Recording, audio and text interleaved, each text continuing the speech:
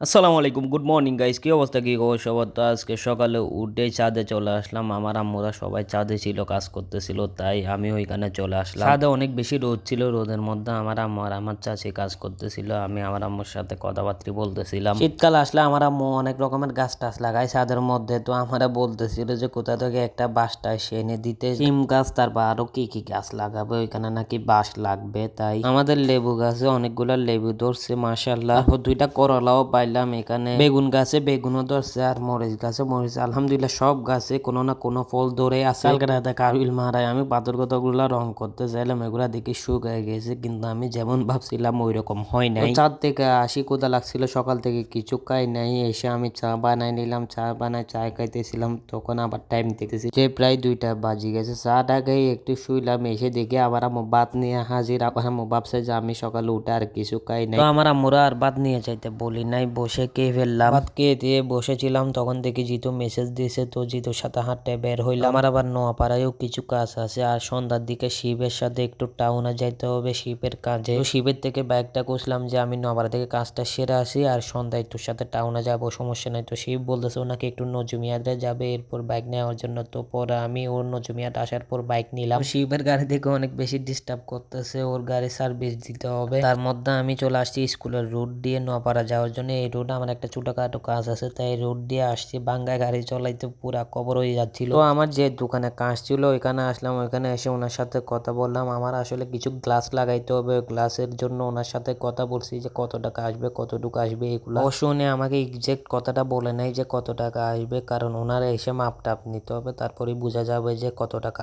আসবে। আমার প্রথমে নোয়াপাড়া যাইতে হবে, নোয়াপাড়া গিয়ে বুথ থেকে টাকা উঠাইতে হবে। ওই দিনও আসছিলাম, সেই দিন কিন্তু বুথ বন্ধ ছিল, এরপর আর আসা হয় নাই, আজকেই যাচ্ছি। তো জাম ছিল তাই ফুটপাতে নামাই দিলাম, কাছে বুথ ছিল, বুথে এসে টাকা তুললাম, টাকা তুলে আবার গাড়িতে বসে গেলাম, দেখে এখনো জামটা আছে। আমি আসলাম হচ্ছে যে নোয়াপাড়া কলেজের সামনে, এখানে কাজ চলতেছে, তো আমি পাথরগুলা দেখছিলাম অনেক আগে, তো এগুলা নেওয়ার জন্য অবশ্য আমার 1-2 মুঠি মতো লাগবে। প্রথমে ভাবছিলাম এমনি এমনি নিয়ে দিব, তারপর ভাবলাম যে না, কাউরে বলে নি। ওর ওইখানে কাজ করতেছিল, ওদের থেকে একটু জিজ্ঞেস করে নিলাম। আমার প্যান্টে ময়লা হয়ে গেছে, কারণ প্যান্টের পকেটের মধ্যে নিছিলাম পাথর, একটু বেশি নিয়ে নিছিলাম, এত বেশি নিছি যে পকেটগুলো অনেক বড় হয়ে গেছে, তার কারণে আমি বাইকে ভালো করে বসতেও পারতেছিলাম না, অনেক কষ্ট করে বসে বাইকটা চালাচ্ছিলাম। তো আমি বাড়িতে গিয়ে আর ঘরে ঢুকি না, বাইকটা রেখে পুকুর ঘাটে চলে আসলাম। পুকুর ঘাটে এসে পাথর সবগুলা পুকুর ঘাটে রাখলাম, ওগুলা পুকুর ঘাটে রেখে ভালো করে ধুয়ে নিলাম, পানি দিয়ে ভালো করে ধুচ্ছিলাম। যত পানি দিচ্ছি তত ময়লা বের হচ্ছিল। ওগুলা মাঝখানে আমি আর জিতু মিলে অনেকগুলা পাথর ভাঙলাম। এরপর দেখি লামিয়া আসছে, লামিয়া এসে আমাকে হেল্প করতেছে ও পানিতে নেমে। তো এইগুলা পানিতে চোবাই বাসায় নিয়ে যাচ্ছি, কয়েক ঘন্টা রাখবো,